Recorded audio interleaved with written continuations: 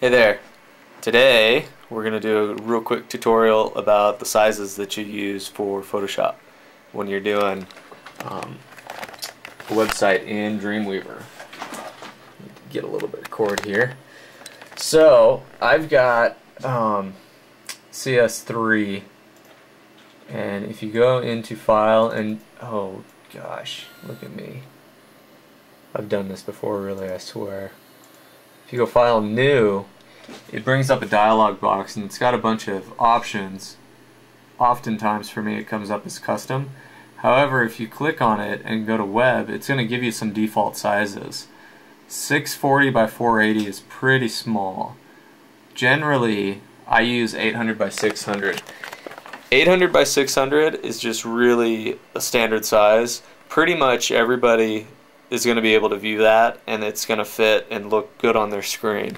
My monitors are kind of old and they're small. They're 15-inch Apple Cinema displays, and they're like pretty old school. The thing with an LCD monitor is you don't have resolution like you do on a CRT or like a regular tube monitor. They can you can really crank your resolution on one of those, but you can't with an LCD, and a lot of people now have LCDs. Most people have bigger LCDs than I do. However, 800 by 600 fits really well on this size, which is 1024 by 768. So here, if I go OK, this is actually the cold render site, and that's at 100%, so you can see how big it's going to be on in my web browser. And actually, if I open up Safari, you can see here it is. So that fits really nice. It's easy to see. There's plenty of room. You know, I could make it a little bit bigger, but it just fits well. And the other thing that's nice about doing them 800 by 600 and building it so that it centers in your browser is you can make it a little bit smaller and move your browser around. Because when it's over here, a lot of times you've got stuff that people are going to download, or they're going to want to click something and drag it onto their desktop. And it's way easier to do that if you've designed a site that's a little bit smaller. So 800 by 600 is a really great size for right now. So here's your 800 by 600, and just lay it out, you know, design your site, build your buttons, do all of that, which I've already done for cold render. So let's just take a look at that when the spinning wheel of death goes away.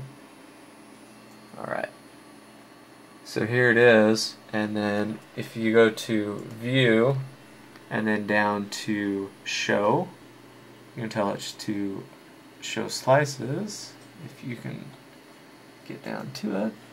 So here's all my slices, and then I've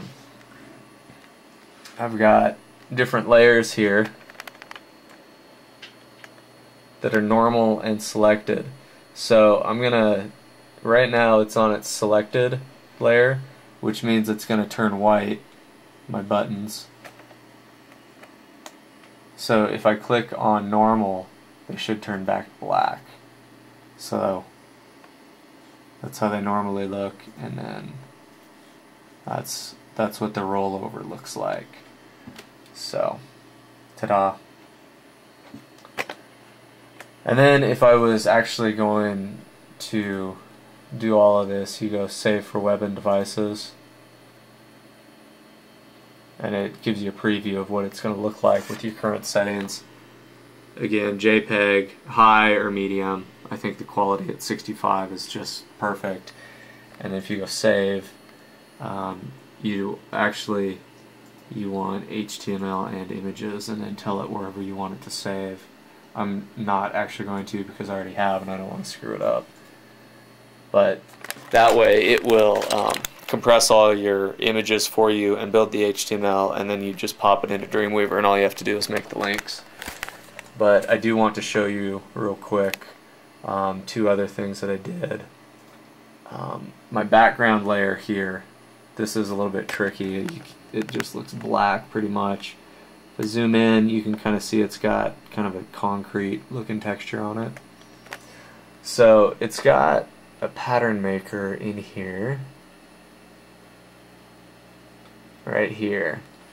So in your filters, you can make a pattern, and what I did was just made a 500 by 500 pixel pattern, and then applied it to this.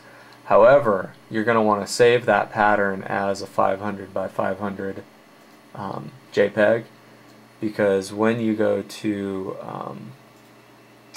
Dreamweaver, which is down here, so we'll go get Dreamweaver and get it started.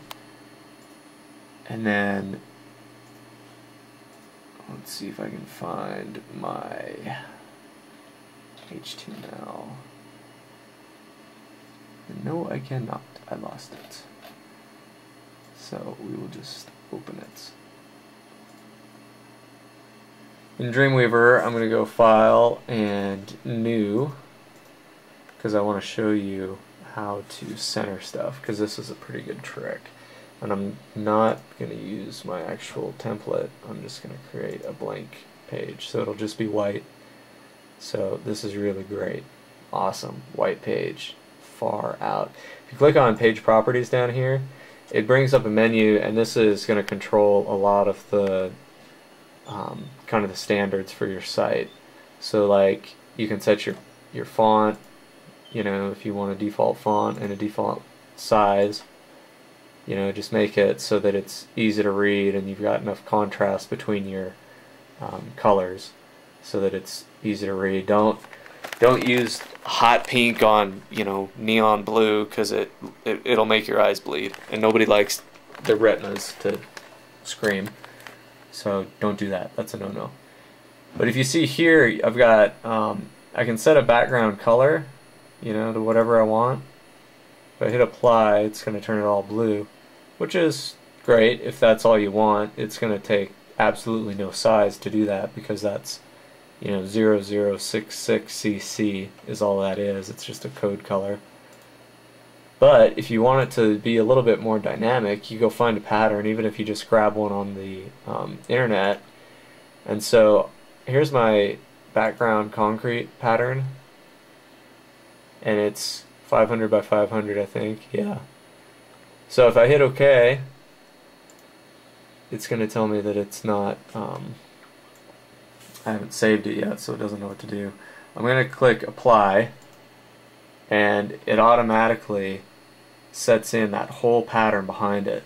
And that's really cool, because then my page will float on top of it. So that's really great. And then if where is it? I think that's all I actually need to do. Just hit OK there. And then, just for the sake of an example, I'm going to put in a box here. And you're going to see it defaults over to the side. And let's fill this.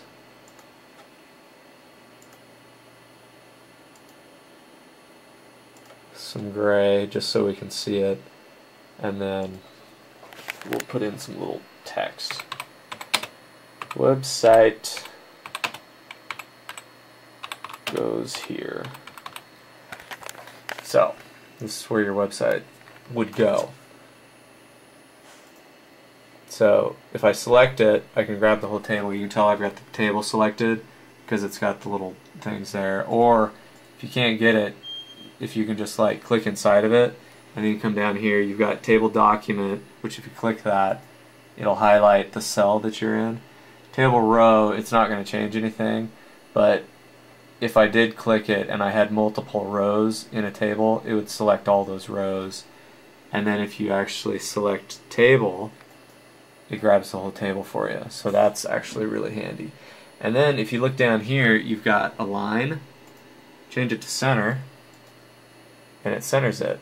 So now what happens is it centers on your site, and then if you move it, if you change the size of your window, it stays centered. And that's actually pretty handy. If you check out the Cold Render site, that's how it works. And if you drag your window back and forth, it'll do it, and it's easy, and it's great. So those are your default sizes and how to center it.